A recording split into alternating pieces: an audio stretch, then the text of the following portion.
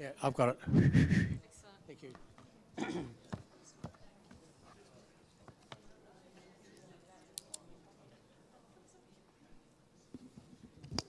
Good evening, fellow photographers. Good evening. My name is John McCall, and I'm here to give the 8 o'clock session some news, views, and an interview.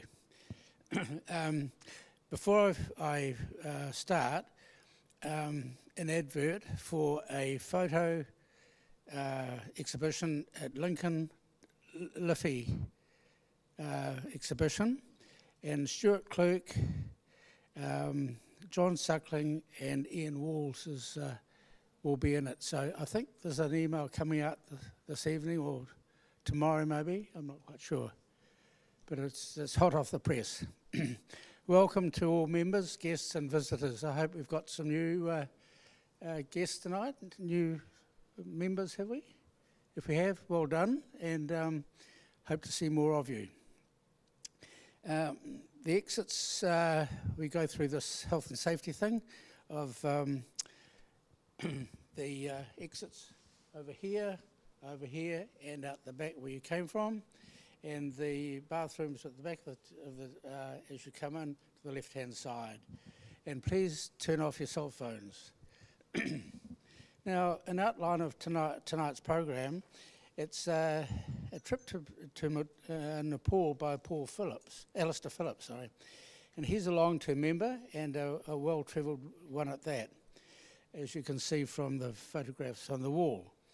It'll be a very interesting talk, and I'm sure you'll gain a real idea of the people and the scenery.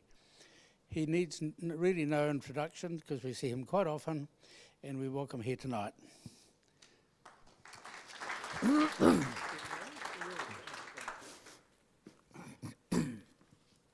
Thanks for that, John.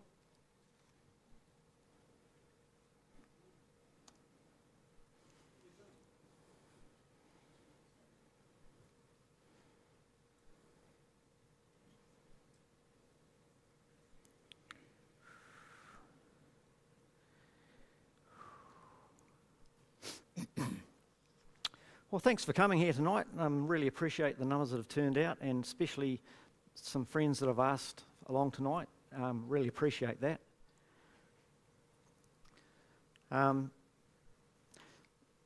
Back in 2023, I spent 2 months in Nepal. Put my glasses on actually first, that'd be a good idea. I did 2 treks, and I can honestly say it was the best time of my life. The scenery was amazing, the people were beautiful, and I just really had a great time. And between then and now, I've as you can see by the photos over there, I've been to other countries, but Nepal has got to be one of my favourites. So back in last year, I went over there again. Now, Nepal's a landlocked country. I'll give you an idea of where it is. I mean, for a start, put your hands up if you know where Nepal is. Yeah, it's probably about 50%. It's a bit of a worry, but yeah, well, never mind. But you can be excused. It's a landlocked country, and its neighbours are some of the biggest in the world. You've got India to the south, and Tibet, China, in brackets, to the north. A lot of the countries, more than 50% of Nepal's mountainous. Now, to give you another idea, that's India, and we've got Nepal up in the north here, China above, India below.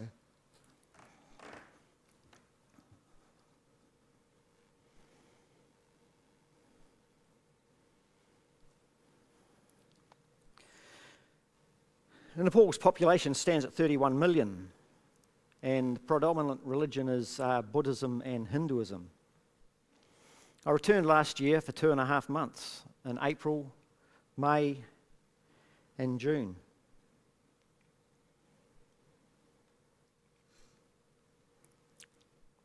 this welcomed me as I was coming into the airport.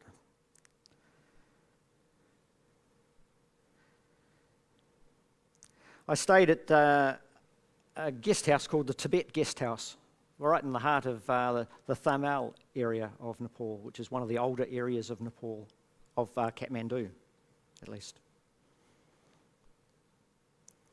It was a 6-story building. I stayed right on the top. It was a great place.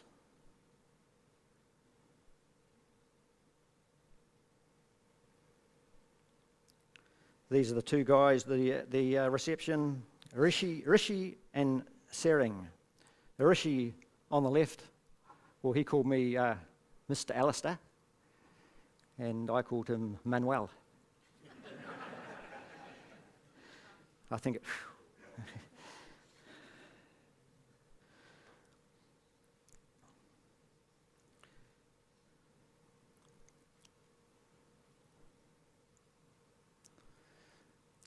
this is a guy called Pemba Sherpa, and he runs Sherpa Guides Nepal, and he basically organised my trip on my first trip to what was known as the Upper Mustang.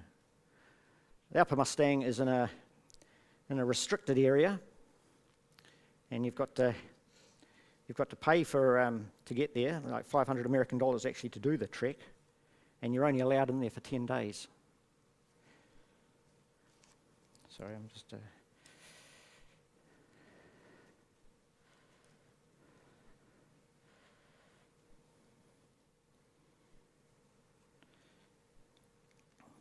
Anyway, I spent the morning with Pemba, and we paid for my my trekking. We went to a cash flow machine. You probably think I'm crazy. Went to a cash flow machine. I put my Visa card in, and it spat out 21,988 rupee. And me not being numerically literate, I couldn't do the quick arithmetic, and I just hoped and prayed that she's right. And later on in my talk, I'll show you why I had full confidence and faith in Pemba. Pemba, like I say, is a guide. He's summited Everest twice. Yeah. Well, went back to the guest house, and I met Dilly. Now, Dilly was going to be my guide for the Upper Mustang trek. That's not Dilly.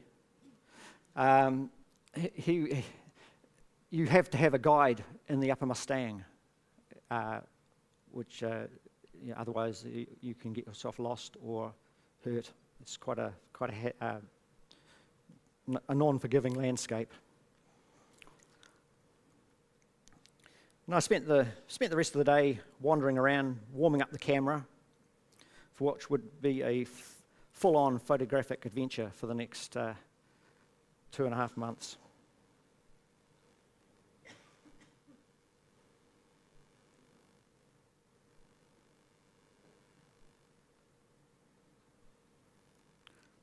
It was early spring there, and I felt warm. I felt hot, and they were still in their woolies. So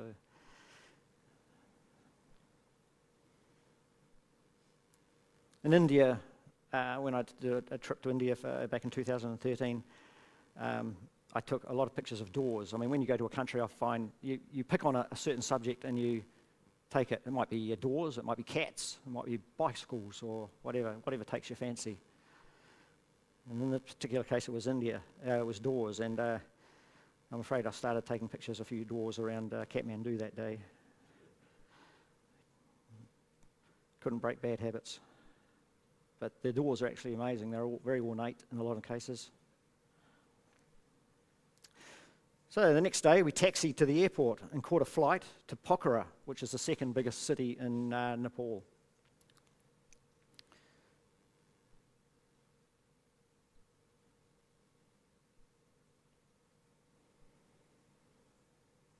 We flew Yeti Air.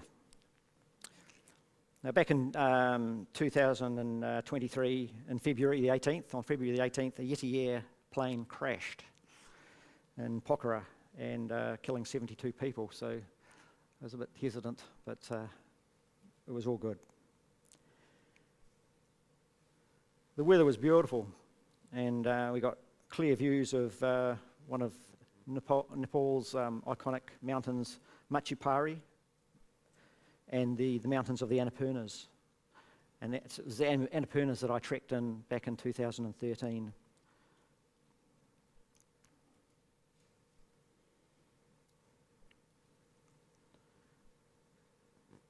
We stopped at Pokhara and then transferred to another plane and flew on to Johnson. This is Dilly, my guide.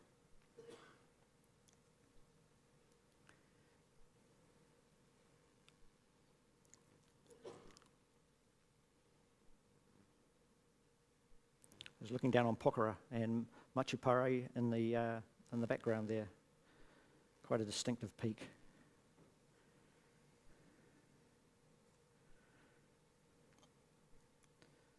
This is Johnson,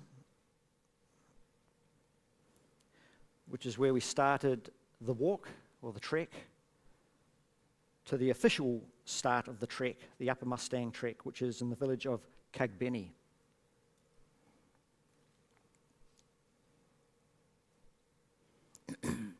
Now, another rule that the Nepalese government implies when trekking in the Upper Mustang is that you can't just have a trekker and a guide. You've got to have more than one trekker and more than one guide. So Pemba, who organised my Mustang trek, he organised us to meet a party, a French girl named Camille, and her guide, Pratap, and their porter, Ram. A porter is somebody who carries your bags. So this is the first stretch from Johnson, where I walked from Dili with my guide Dili to Kagbeni, which was where we met up with our Pratap, Ram, and Camille. So this was the sort of landscape terrain that would be looking at for the next 10 days, but only heaps more beautiful, and would be off the road. So it was pretty boring first stretch. We got to Kagbeni, spent the night there.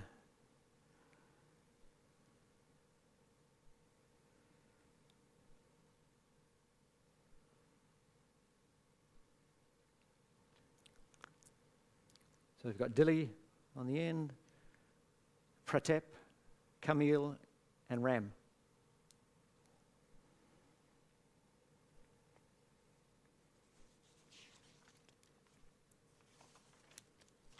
Do you need to pay them individually? Or? No. I paid Pemba Sherpa, who organised the trek. And so Dili was my guide. He organised everything, accommodation, and everything basically.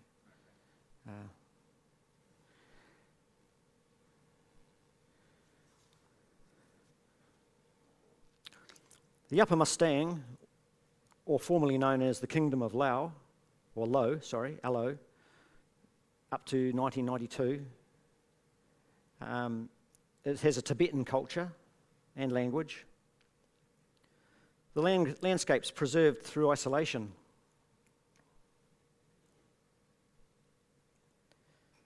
Has a cool and semi-arid climate.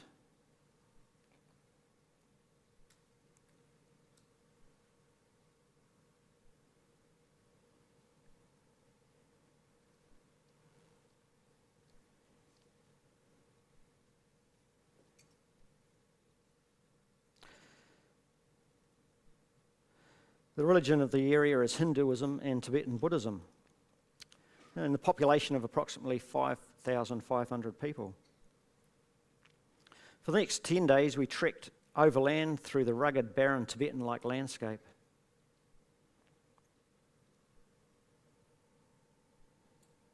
What sort of altitude were you at? The highest we got to was 4,100 metres.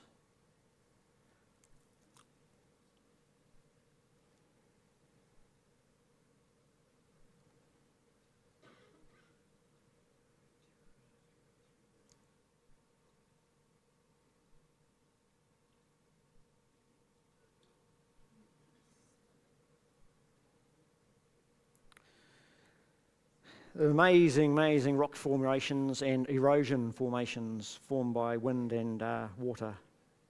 And the colours of the rocks were amazing, right from a rusty red through to all sorts of colours, just due to the minerals.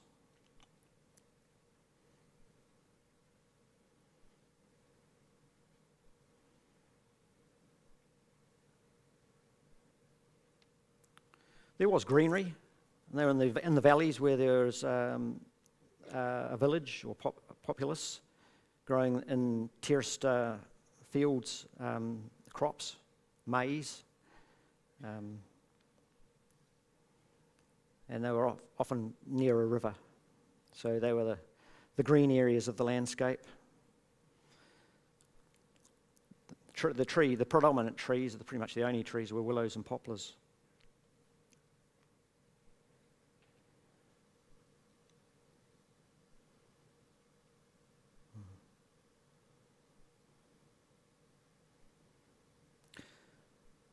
We went through many villages. A few of the names of the villages: Chalet, Dakmar, Sarang, Yara, Dee. We stayed at guest houses and monasteries.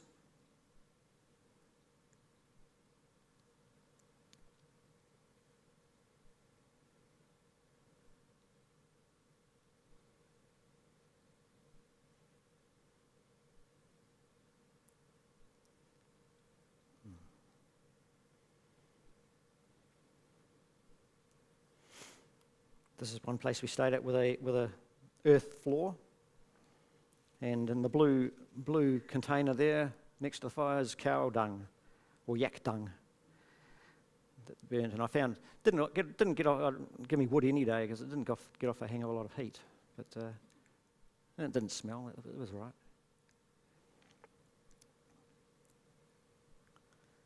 There's Dilly in the background because when he's not guiding, he's a chef. Qualified chef.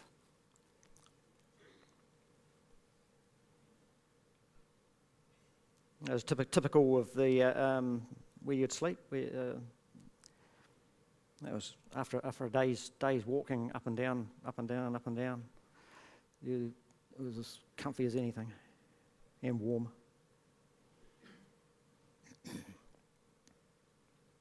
Past many what are called shorturns and stupas, which are Buddhist memorials and temples.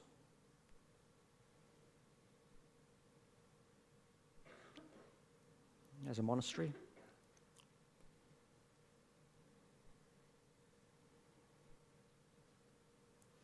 Monastery perched 100 steps up,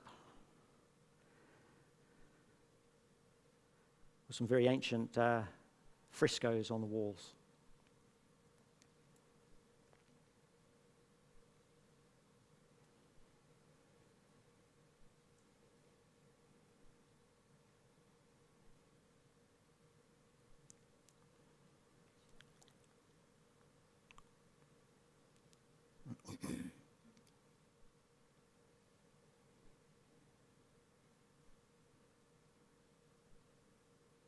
Always managed to get a picture of a chicken, rooster.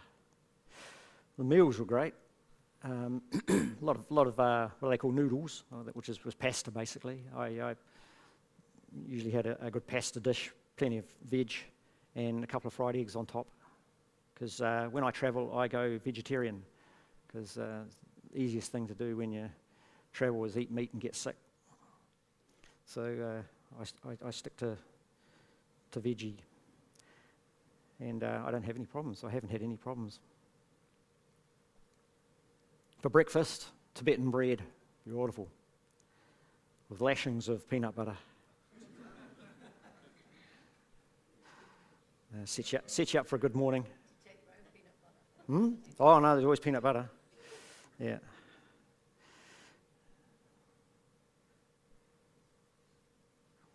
Pratap, the Camille's guide, he's a nature photographer. He's got a website showing his images, mostly of birds. But on the trek, he managed to take a picture of a snow leopard which is quite an elusive big cat. But unfortunately, he only got the rear end of it disappearing in around a rock. So we spent about an hour there. He tried to find it to get a better shot, but unfortunately didn't.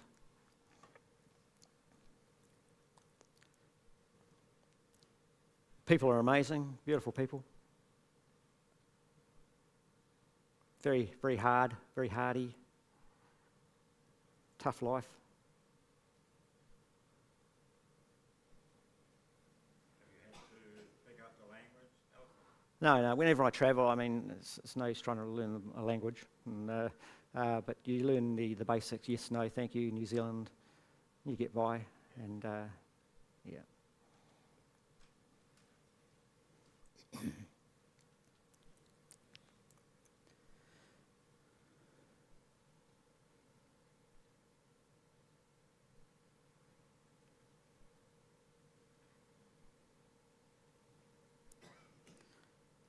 So that was, we'd made our way to Long-time. Long-time is the provincial capital, or municipal capital of the Upper Mustang. It's a walled town, 20 kilometres from the Tibetan border.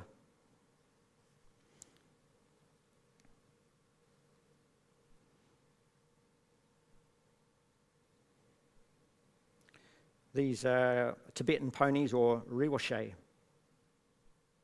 that just roam freely in the streets, upsetting all the market dwellers, pinching their food, and it's quite funny watching them.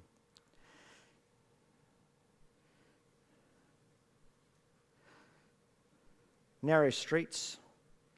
It was like a rabbit warren.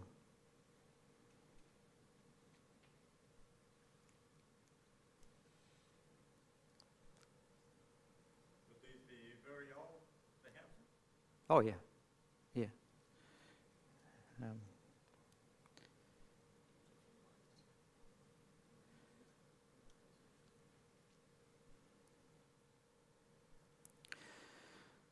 So after walking for 8 days, sort of non-stop, up and down, up, down, down, down, we walked some more.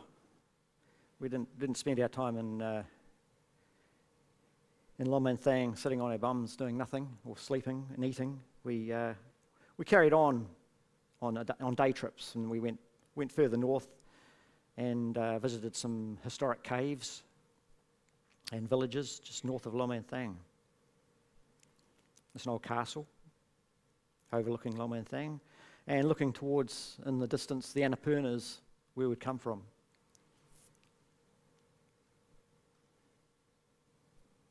Can I ask what distance you walked today? Oh, it was probably about, not far, probably about 10, 15 k's. But it was, like I say, up and down, yeah. So, and some days were hard than others because of the altitude.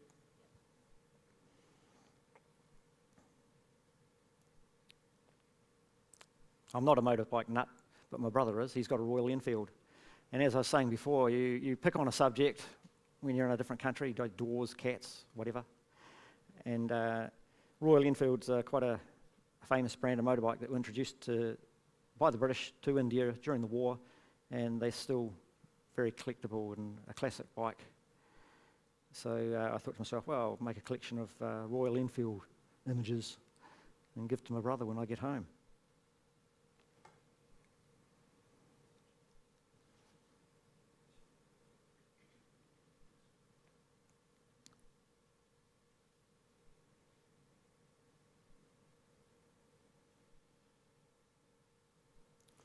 Back in Long-time, a neat place to just sit and pass the time was like the junction of 3 or 4 streets where all the old men and women gathered together and sat, and they yacked and talked and fiddled around with their prayer beads and their prayer wheels.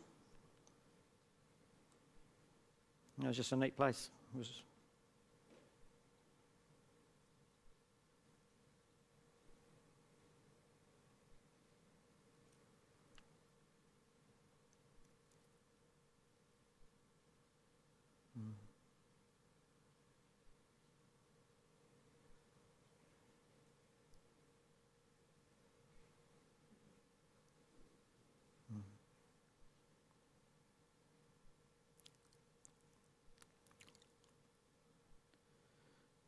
And just when you're used to all the oldness of the area, of the ancientness, the dust and the dirt, someone comes along with a bloody cell phone.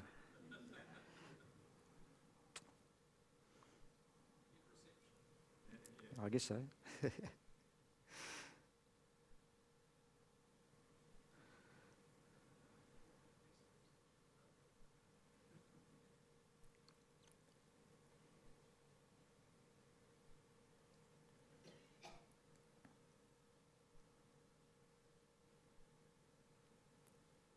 So that was our 10 days in Long-time, and if you're over those 10 days, they'll ping you for another $500, thank you very much, American dollars. So we had to get out. So we hired a what's called a shared jeep and got out. Back towards the Annapurnas. There's only one main road running north to south, south to north.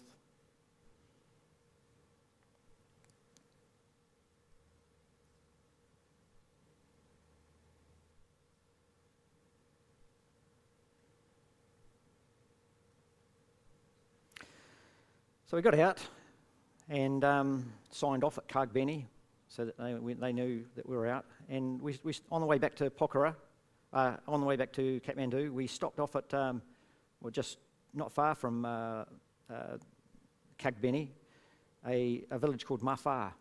Now, Mafar is on the Annapurna track, and I stayed there back in 2013. And it's a beautiful wee village.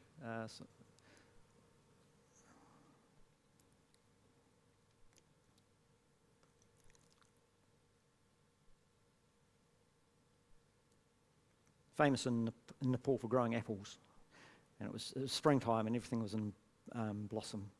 It looked pretty amazing.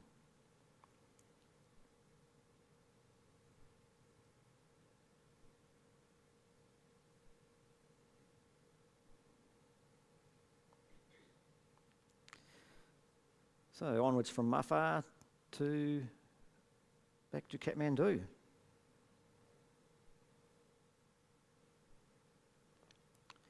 This is the next trek I did. I spent a couple of days in Kathmandu just organising that and wandering around the streets, street photography, people shots, the usual stuff.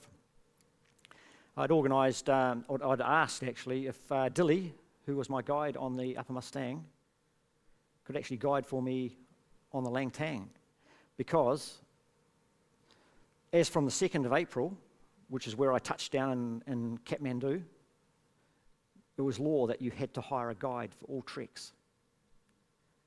I came to photography like 2 weeks before I was due to leave. I was speaking to Heidi, and she showed me on her phone a newspaper article, and it said all trekkers have to hire guides, have to have a guide or be part of a group. I was pretty gutted because I was 2 weeks to go, and here I thought I was going to get over there and just do it all independently. I knew I had to hire a guide in Upper Mustang. That was a given, but I had 3 other treks I wanted to do, and to have to hire a guide for that, well, it was just added expense. So, que sera, sera, I had to accept the fact that if I didn't have a guide, I wouldn't be doing the treks. So I asked Pemba if I could have Dilly for my guide on the Lang-tang, and that was not a problem. So here we are, early morning, Kathmandu, catching our bus up to the Lang-tang Valley, which is in northern Nepal, about 9 hours bus ride from Kathmandu.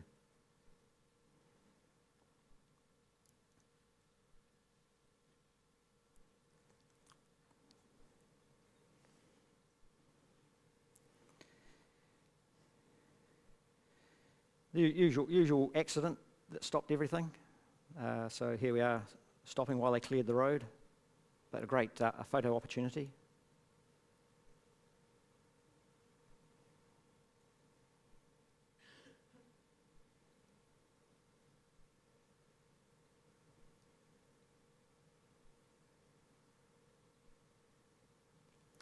Here we arrived 9 hours later in Sarabisi, which is the last town or the start of the Long-time Valley trek, which is basically a trek up the Long-time Valley and then you come back down.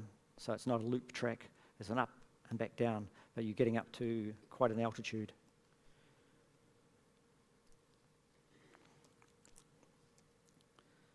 So we started the walk, and within an hour or so, I broke the golden rule of photography and did something very silly. And it's a very militarised area, and approaching us was an army patrol, armed army patrol of Nepalese soldiers. I thought, oh, good, great shot for a PJ competition at the club. So up with the camera, took a photo of this patrol coming towards me. And the guy came to me and I showed him I deleted the photo, so he was happy, but that could have worked out, turned out really bad. I could have lost all my images from Mustang. So I was, you learn from your mistakes, and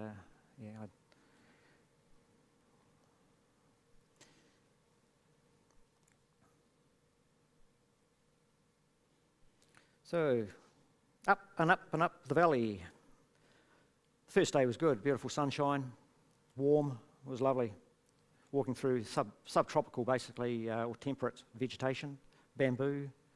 And as we got higher, you could see the different vegetations changing due to altitude, temperature, climate.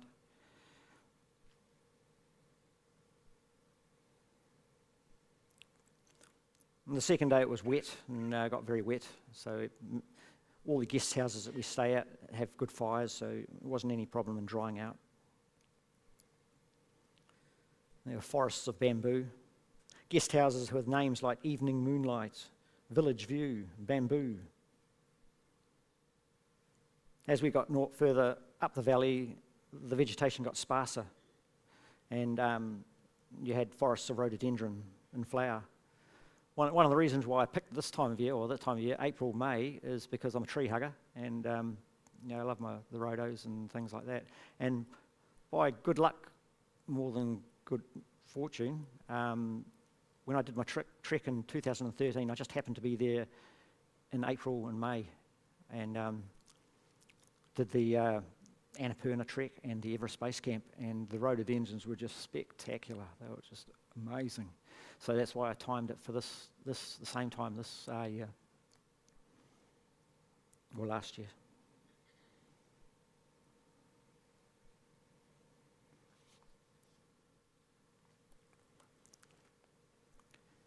A couple of water.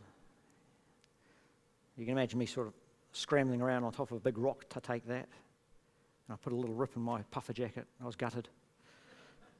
But it had masking cape, so that was all good. That's probably the worst thing that happened on my whole trip. I put a rip in my puffer jacket.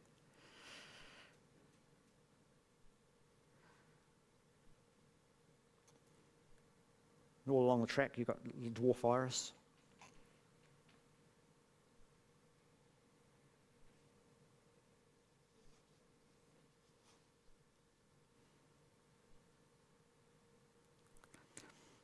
Now this is, if you see the area of obviously a slide, well, there's a village under that. Back in 2015, there was a massive earthquake in Nepal, and that wiped out the Long-time village. So that the loss of 310 people under that. I think one building was left standing. So what did they do? They moved Long-time village probably about half a k up further.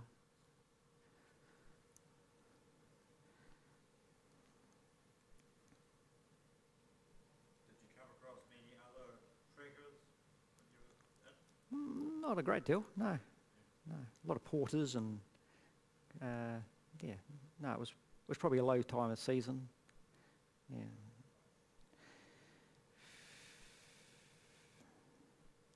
This is what's known as a Manny Wall. manual, which has Buddhist script on these stones. You see them everywhere on tracks. You're meant to pass them in on the right-hand side.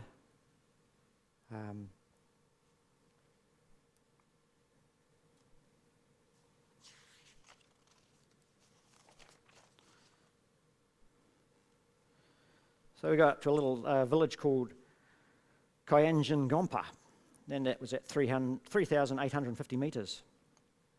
These guys are building a path. No shortage of stone.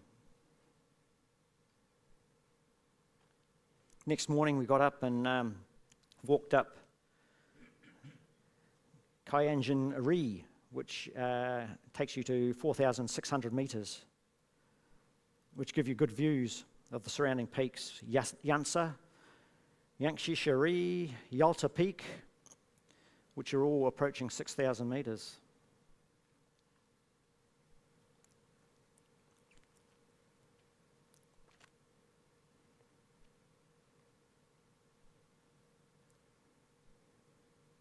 Would that be the main climbing season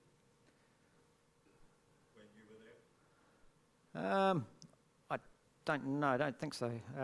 Probably more like more summer, sort of. We were there in spring, so you get a lot of thaw in the spring, and so avalanches, etc. So yeah.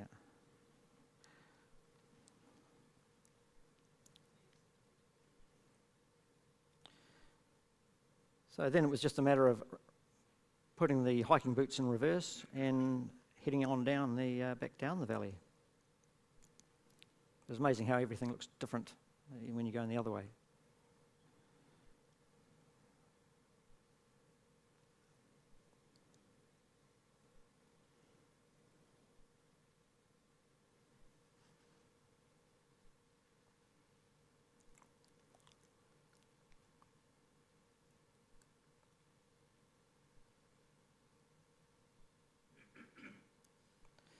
This is the second trek that I did, third trek I did, and this one actually went off the Langtang Valley trek.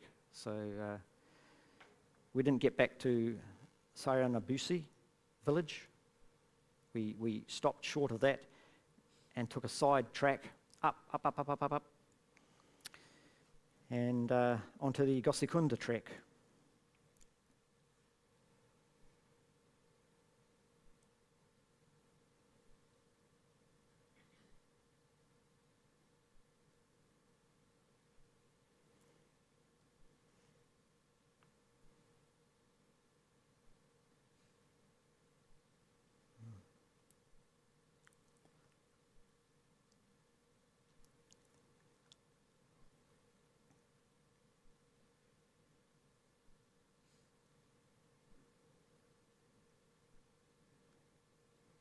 There we stopped at Lorabina Yak, where we stayed, and there's me having a nice lemonade at the end of the day.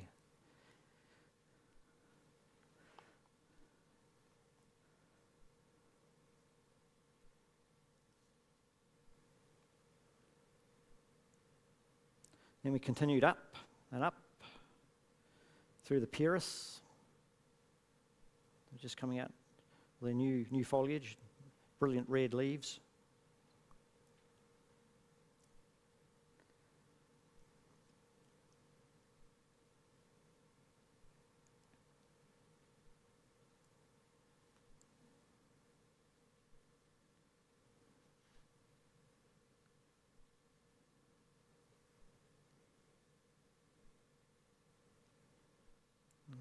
There's always a guest house to stop in and to have a cup of tea, or I usually had a hot lemon drink, which was good.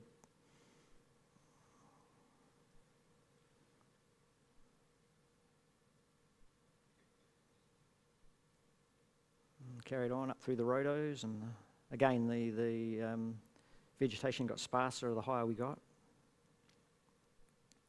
That was a hard day. I was sort of saying, when we get to the end, where's the next guest house? Dilly? I'm getting hungry. Finally got to it.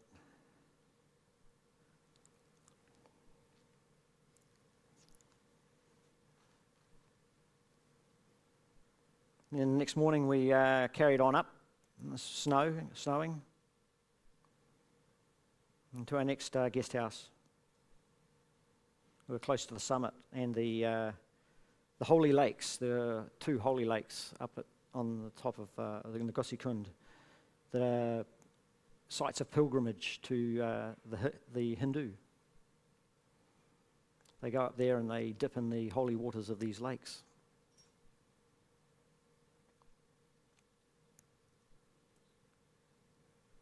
I wasn't that brave.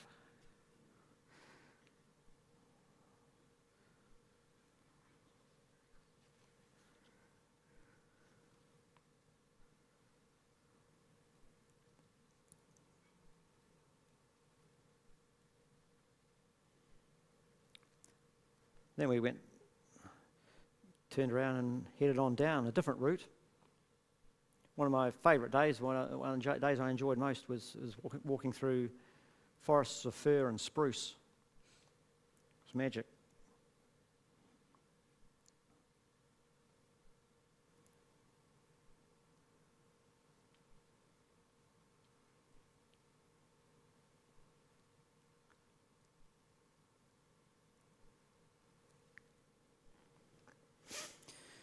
About half a kilometre before the guest house that we were due to stay at, we came across a bit of an incident on the track. An elderly Swiss man, part of a group coming up the track. He was on the back of a pony on a horse. I guess he found it too difficult to walk up, and the pony had bucked him, and he'd come off. So he was in a bad way on the track. But he had plenty of other Israeli guys around him. One of them, I reckon he was probably ex-army medic or something, I don't know, but he knew what he was doing. They stretchered him, actually they called in for an army patrol, which was further down. They came and stretchered him down to the guest house where we were staying at, or we were going to be staying at. And they called in a helicopter and lifted him out. It was probably one of the nicest guest houses we stayed at. It was great. It was beautiful and warm, roaring fire.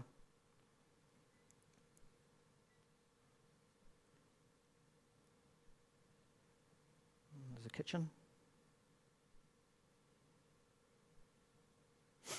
And the next day we carried on down, and as we went down we met up with Hindu pilgrims coming up the hill, up to the sacred lakes.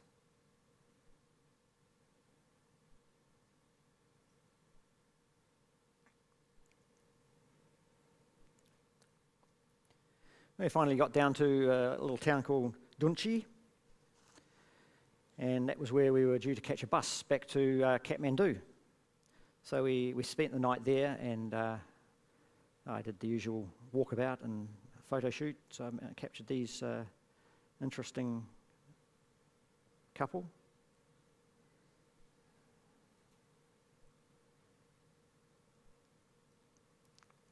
And then it was a long, we took a different route, I think, back to Kathmandu, because it was a long day. It was about a 10-hour bus drive of windy roads, and it was pretty soul-destroying. By the time we got to Kathmandu, we just had enough of buses and roads and.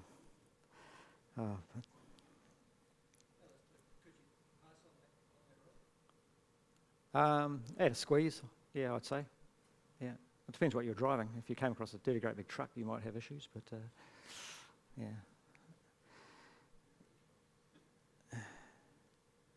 So back in Kathmandu and up on the 6th floor of my little penthouse in the Tibet guest house.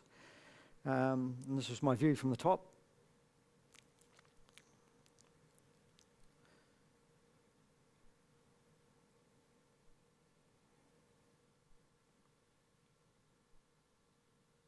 There you go.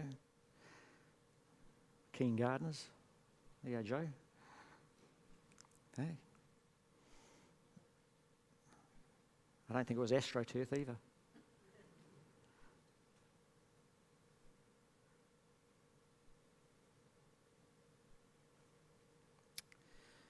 So next was the Everest Base Camp.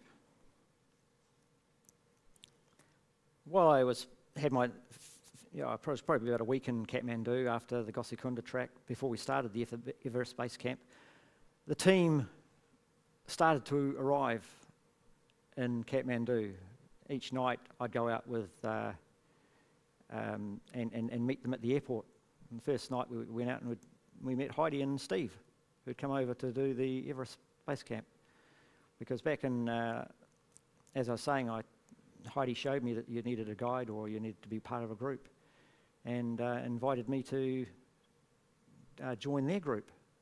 And I thought, wow, yeah, that sounds great. So I did. And yeah. And again, I got out and did the old street photography thing. I went to the Tibet bookstore, which is a famous bookstore in Tibet, in Kathmandu. And it's funny, I bumped into Steve and Heidi in the Tibet bookstore back in 2013, as you do. They just completed the Everest Base Camp trek as part of the 60th commemoration of the ascent of Everest by Edmund Hillary. And they were here in 2023 for the 70th. And we did the trekking shop thing, heaps of trekking shops. You can buy all sorts of trekking gear and quite cheaply. And got myself a Gore-Tex jacket. Went to a few temples, one called the Swambanath or Monkey Temple, and another one called the Bodhanath Stupa, which is, I think, the biggest stupa in the world, which is you'll see it in a photo further on. I won't try and describe it. Looks like a big meringue, really. We visited the offices of the Himalayan Trust, where Edmund Hillary was based. Now, we had a restriction on our luggage that we could take to do the trek, which was 12 kilograms. Now, I had my backpack here, and I wanted to take that. But we were all issued with trekker's bags, which is the yellow one. This is because on a trek, they have what are called porters. And on our trek, we had 5 porters that would be carrying the bulk of our gear. So anyway, so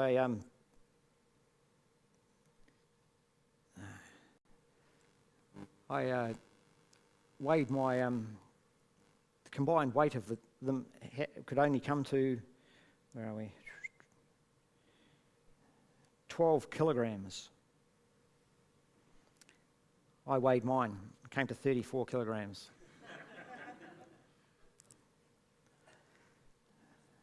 Okay.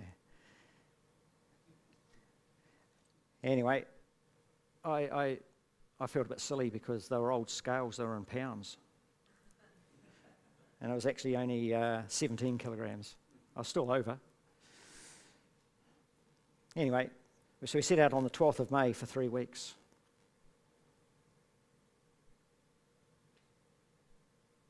Sorry about the little sidebar there. I won't fill around with that, otherwise I'll lose things. Oh, shit.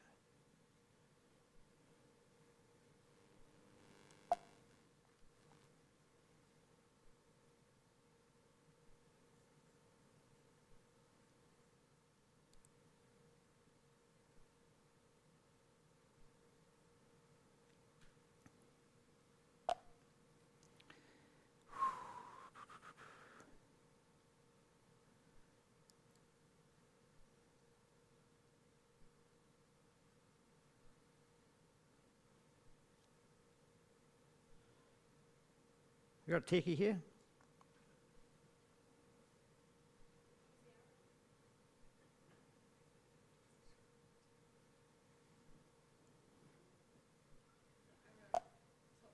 Hmm?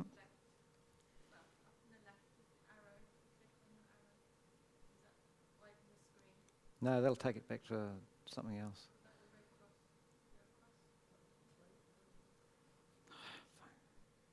Click on the image at the bottom.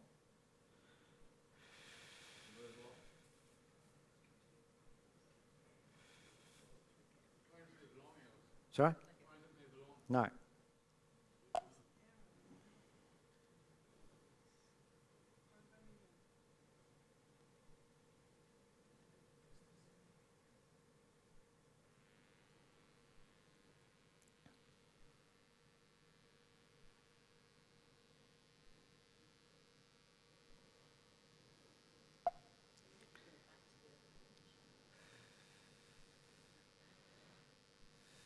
Bear with me.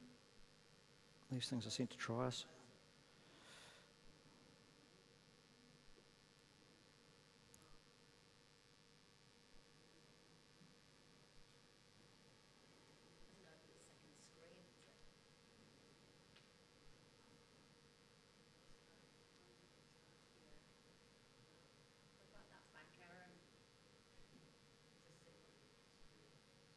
No, it's frozen. It's not doing anything.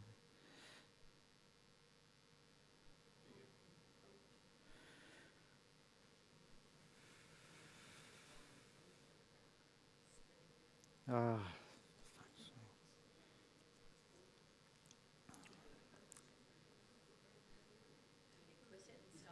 Yeah.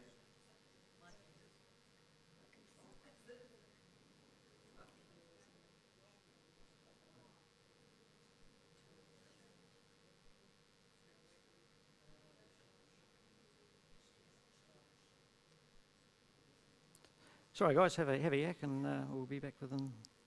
Have a. Do you have any problems with altitude sickness? No, I didn't. I was and for the Everest Base Camp trek. I was fortunate in that I'd done those other treks, so I was quite acclimatised to the altitude and the physical nature of the treks. So you didn't take any meds? No. How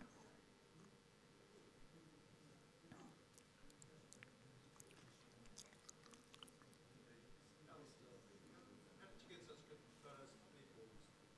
Did you just talk to them? Yeah, just talk. Yeah, you always communicate, even though you don't speak their language and they don't speak yours. You always can communicate. And yeah. Yeah, no problem. Very rarely got turned down. Yeah. Do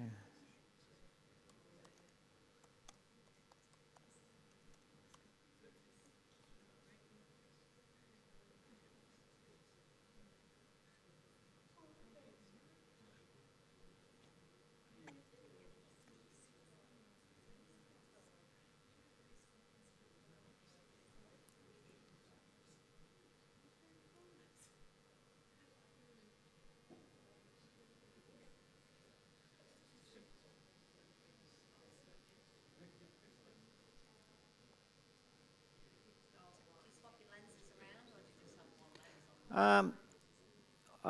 I mainly used my 20 to 200, but I had a nice wide angle.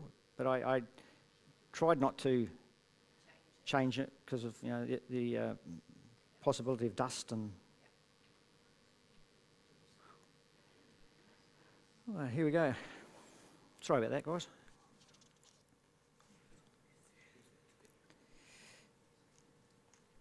So we set out on the 12th of May for 3 weeks. First was a long, grueling 10-hour journey by jeep from Kathmandu to our guest house, our first night's guest house, which was in a place called Taksudo.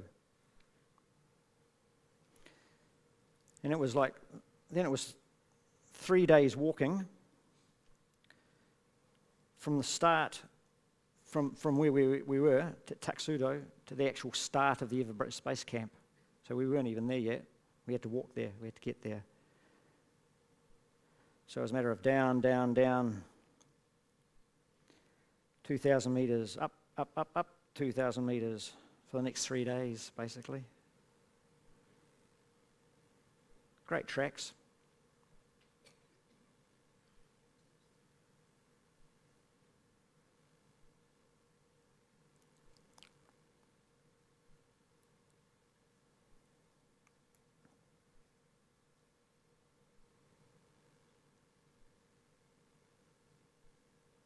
meeting the people along the way, enjoying lunches and with them, and good meals, good photo opportunities. Sorry, it's not a zit, it's an arrow. One of the main reasons for the group was that we were in our guide's home area. It was where he was brought up, in the Khumbu Valley. This guy with the glasses on his cap, this guy called Ferengi Sherpa. Now, Ferengi Sherpa is the brother of Pemba Sherpa, who was the guide that organised my trip to the Mustang back in Kathmandu at the beginning. And that's why I said I had quite a bit of faith and trust in Pemba when he was buying my ticket or sorting things out there. So, because Ferengi is as honest and as straight as they come. He actually won a scholarship, or had a scholarship out here years ago. He studied it in Nelson, actually, at a college in Nelson, Nayland, and he guided in Mount Cook, on Mount Cook. He's a guide. He's a Sherpa. He's been up Everest. He's summited Everest. He runs the tour group that we were on, Nepal tours. He now works out at the airport at the Antarctic Centre. He drives the big Hagland.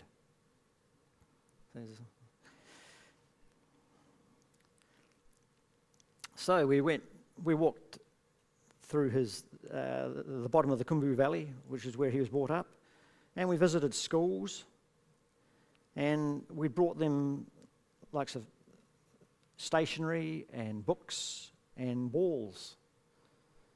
So we visited quite a few schools and monastery. It was a big part of the trip, and something that I'd have missed out if I'd gone solo as an independent. So it was good to be part of a group, to have that experience.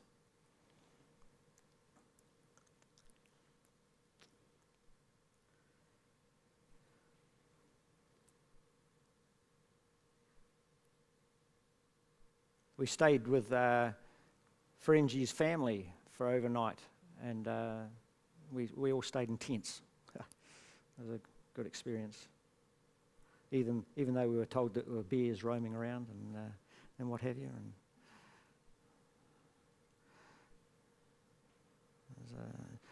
And there's an orchid growing on an oak just along the track.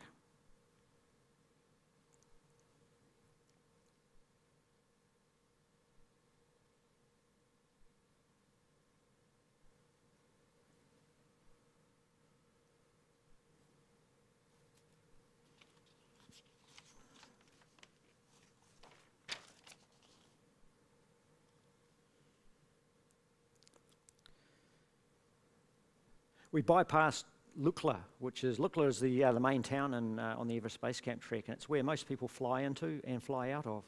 We bypassed Lukla in that Lukla is at a fairly high altitude. We went under it and missed Lukla.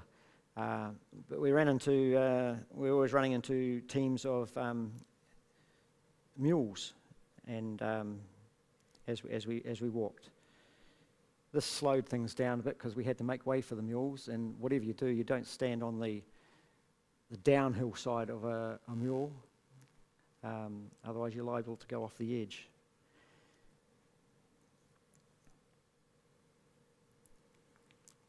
Everything on the Everest Base Camp trek is on the Everest Base Camp track is carried in by either mule or what's called zo, which is a cross between a yak and a cow, or yaks, because there's no roads in the Khumbu Valley or the Everest Base Camp trek.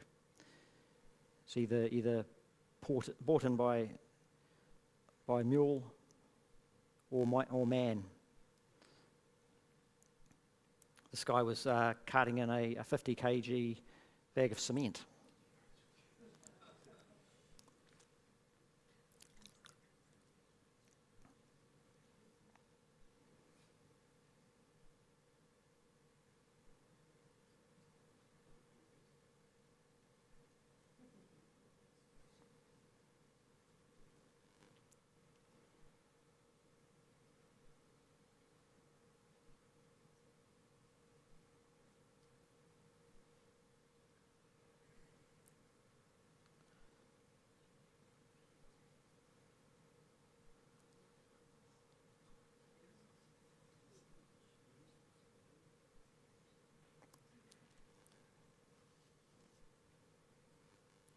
We were forever passing shore turns or stupas along the track. Vegetation getting sparser and sparser. That's our first sight of Everest, just before the village of what's called Namche Bazaar, which is the biggest village on the trek. And it's a good place to stop and stock up on Snickers and things like that.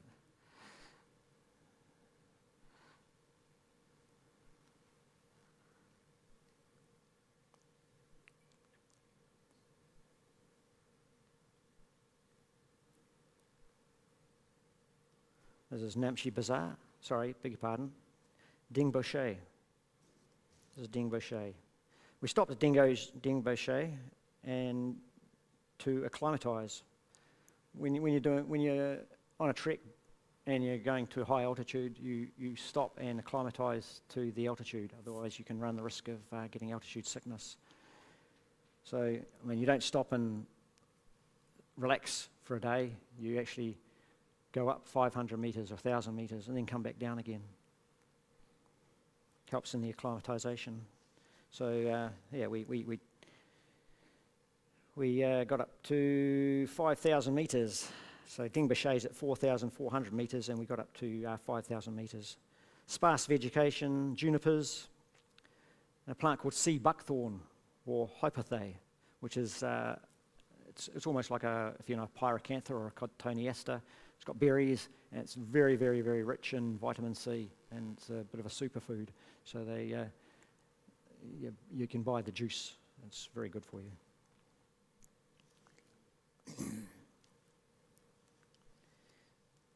I just walked around the town, walked around the village, and it's all got stone walls, and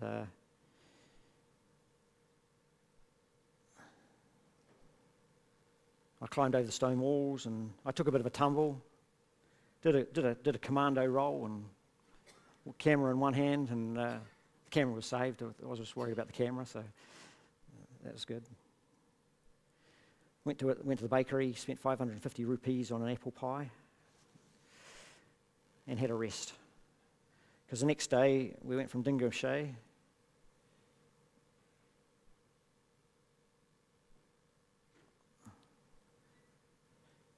and trekked to Loboshay, which was our last stop before Everest. And we met quite a few yak teams on the way, either heading up to base camp or villages along the way, or returning.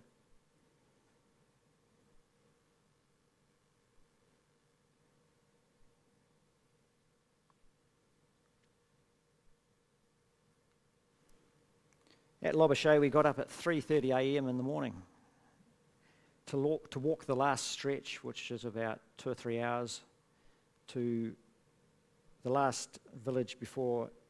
Well, it wasn't really a village, it's only like 3 guest houses called Gorak Shep.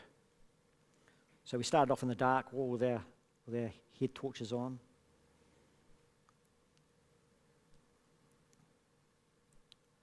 Watched the sunrise, which was pretty beautiful.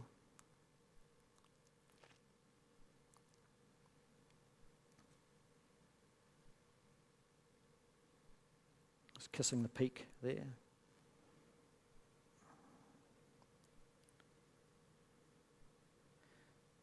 Had breakfast at Gorak Shep, and then headed on up to what's called Kalapatar, which is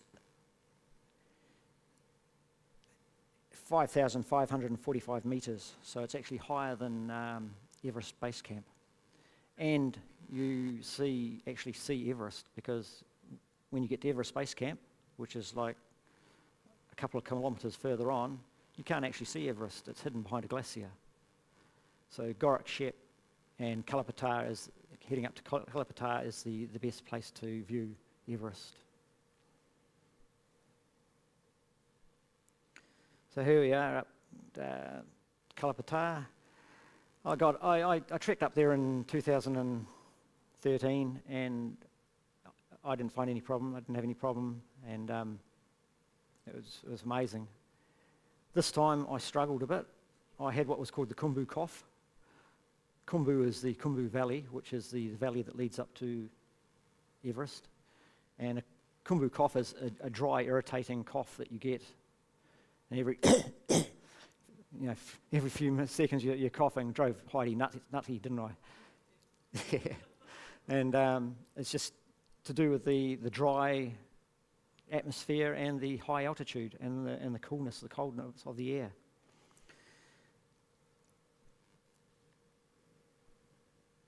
Anyway, so I sort of got there and just about coughed up a lung, but I got there. So we'll go back. That's Everest. Not the highest peak there. On the left-hand side, the darker one. That's Everest, or Sagarmatha. I'm just swinging around left to right. Everest in the top left. Looking back from where we came from Lobuche. And looking back down at Gorak Shep, where we walked up from.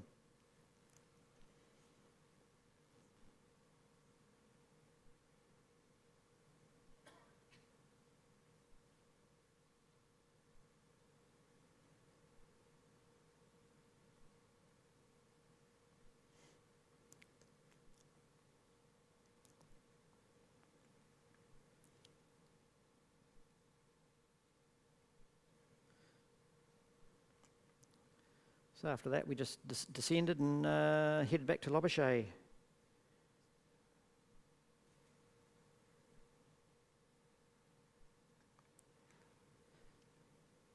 We had planned to take a different route back to Namche Bazaar and go over a high pass called the Chola Pass, which is a 5,420 metre pass, which would be pretty amazing. But that was cancelled. The weather sort of packed it in about then, and was decided not to, which was a shame.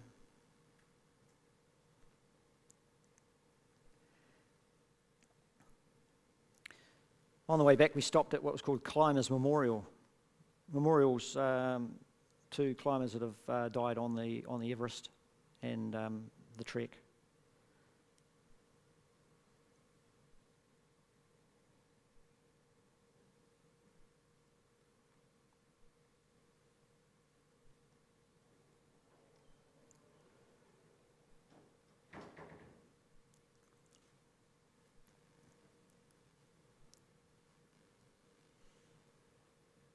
And we continued down. You always feel a bit more energy when you're heading down because you're going down in altitude.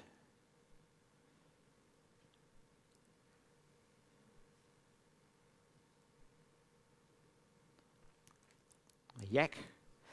As I was saying before, you have mules, zo, which are like a cross between a cow and a yak, and yaks. They only let the mules, the horses, go as far as Namche Bazaar. And then the zo take over.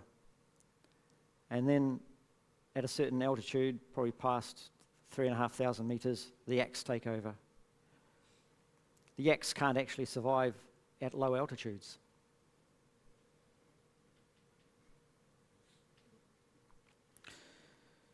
So we stopped at a little village called Hortsi. The weather was cool, overcast, drizzly. I got out and took a few shots, met the locals.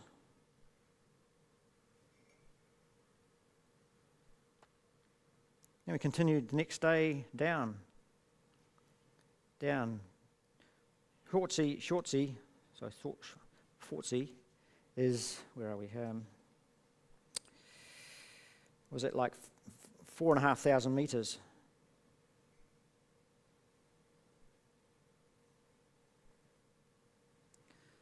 We headed down through the rhododendrons. It was a beautiful day the next day. It was blue skies and sunshine.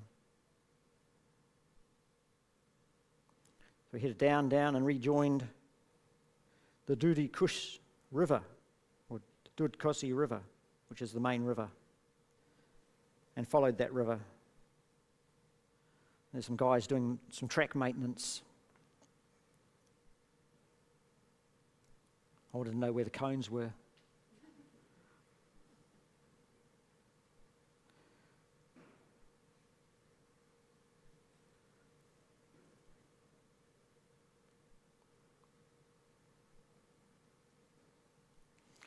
And we got to Kundi. Now, Kundi is a quite significant town on the Everest Base Camp trek, because this is a town where Hillary built a hospital, which is the main hospital in the Everest region, and a school.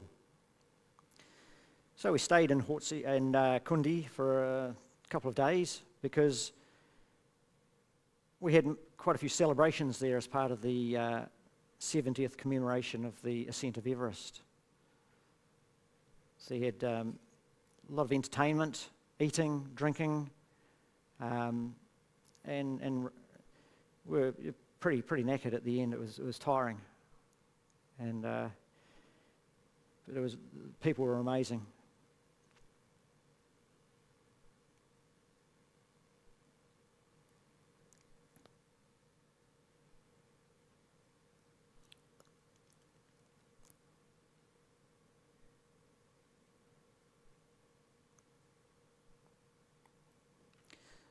The next person I met she was a real rough-looking character.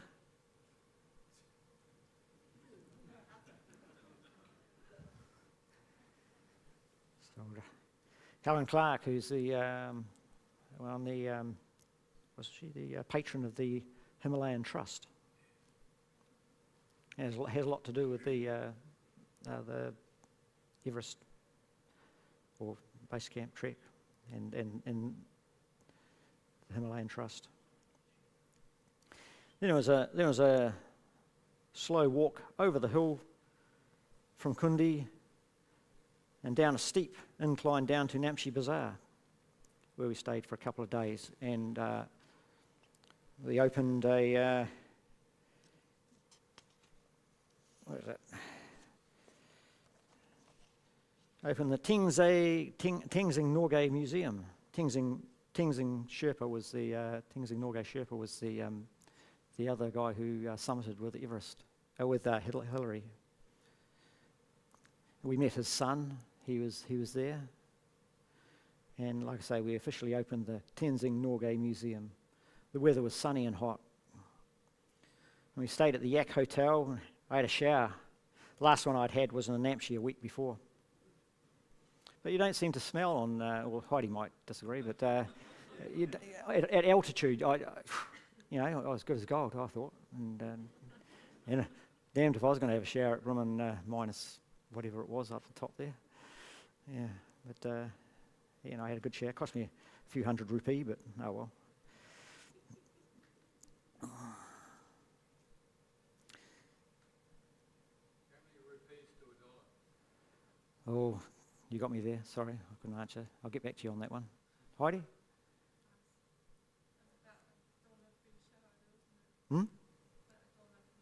$1 for a shower, yeah. Still seemed a lot, didn't it? When you're talking 200 rupee here, 400 rupee there. Yeah.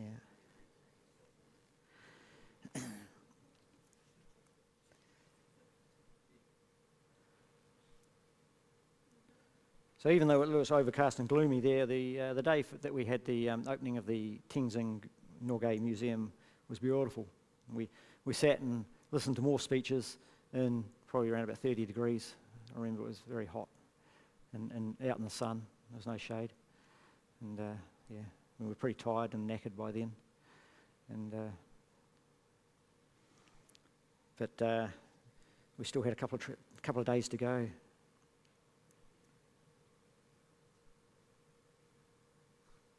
This is the Hillary Bridge. Hillary Suspension Bridge.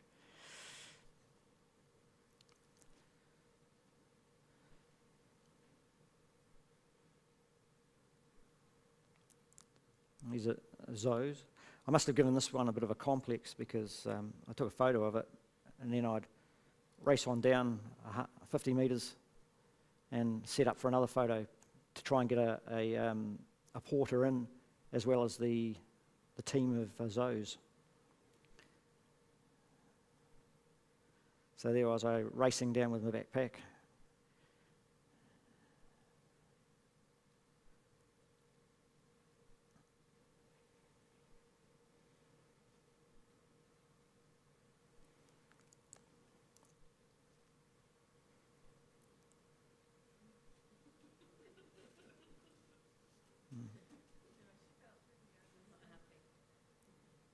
We one of the last guest houses we stayed at was with Ferengi Sherpas.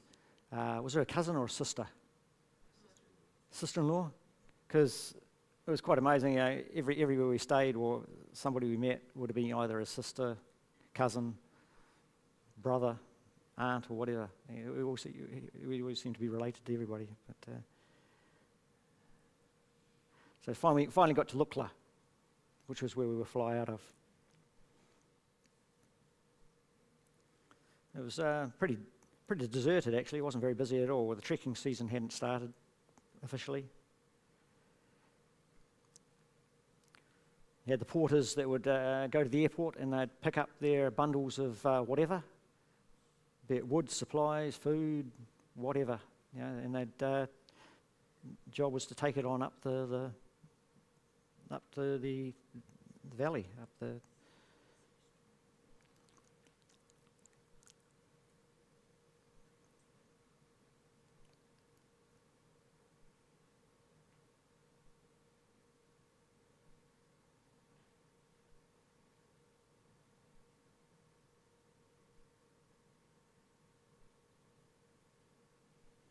So that's the famous Lukla Airport, one of the most dangerous airports in the world. 2013, I flew out of Lukla and basically dropped off the edge and into basically grey. It was cloud all the way back to Kathmandu, and I got cramp in my hands from praying. It was, I didn't think I'd see the, I didn't think I'd, it was, plane jumping up and down, and but I'm still here, so. But it was a beautiful flight home this time, or back to Kathmandu, should I say. So we spent a day relaxing and taking photos. There were celebrations in the evening. We boogied and drank till, must have been about 9 o'clock. There were formal events put on back at Kathmandu again, more speeches, a photo show, film, a very, very posh dinner at a posh hotel. I had to actually go out and buy some fancy clothes because I wouldn't have looked good in my Macpac shirt and my tatty shorts and walking boots. But I scrubbed up pretty good. And we went to the British High Commission as well, the embassy, and had a very formal drinks and nibbles there and speeches. So it was all good. So there's the plane home, or back to Kathmandu.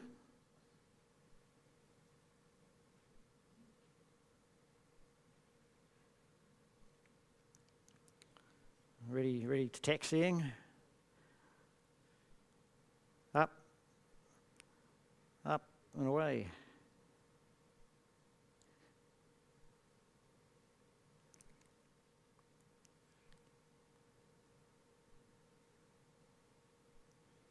And touchdown Kathmandu.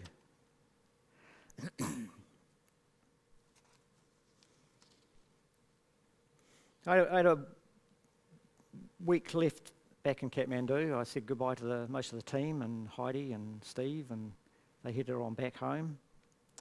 But I still had a week. I explored the city, went to a few of the older parts of the city, and had a great time. Went to a few of the temples. I went to the hills and around the north of the city, stayed there for a couple of days and got lost. Kathmandu is one of the oldest inhabited places in the world. It was founded in the 2nd century AD. It's located in the Kathmandu Valley, It has the unenviable reputation as one of the most polluted cities in the world due to its in a valley. It's at an altitude of 1,400 metres. And it has what's called the Bagmati River flowing through it, which is pretty toxic, very polluted. The majority of people are Hindu and Buddhist. It's home of several World Heritage Sites. It's a major trade route between Tibet and India in the day. The majority of the ancient buildings and temples are made from wood. And it's a warm, temperate climate, and has a monsoon rain in June and September.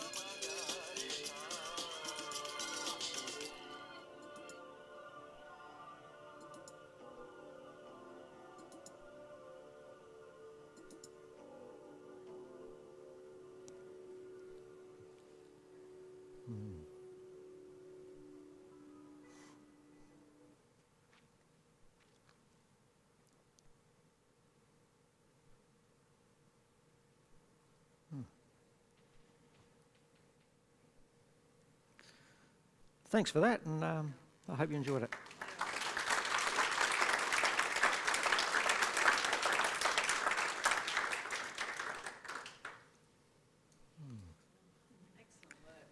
Oh, shit.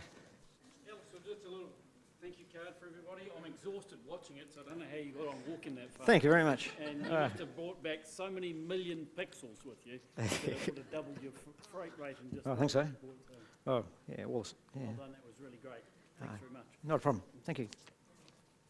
Where are you off to next, Alistair? Oh, I don't know. Times are tough these days, isn't it? Yeah, yeah. Planning, maybe. Yeah, oh, there's plenty of planning, yeah.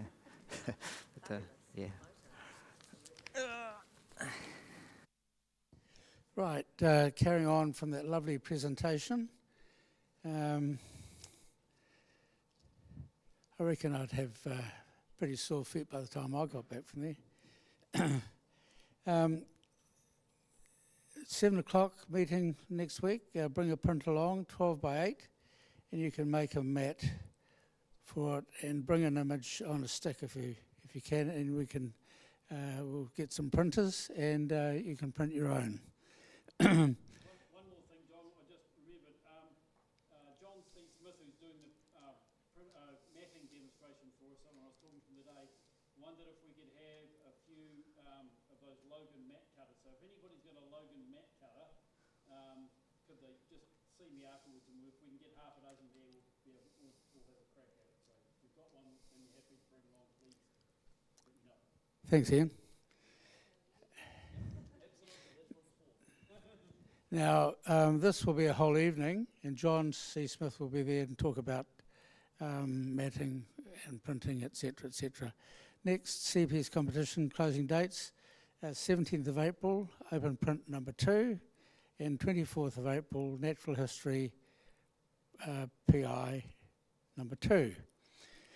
Next field trip, we're going to the Boyle, of course, at the Boyle River Outdoor Education Centre. Day trippers are welcome, and if you want to buddy up for one car, you can do that, but please let Janine know that you're coming, so we've got you in our safety group. Bring some food and warm clothes, and you have cell phone reception there, and I would suggest that this would be a very, very good time to take photographs of fungi. Because of the rain that's up there now, we'll bring up the spores. It's nice and warm, and we should have a fantastic couple of days.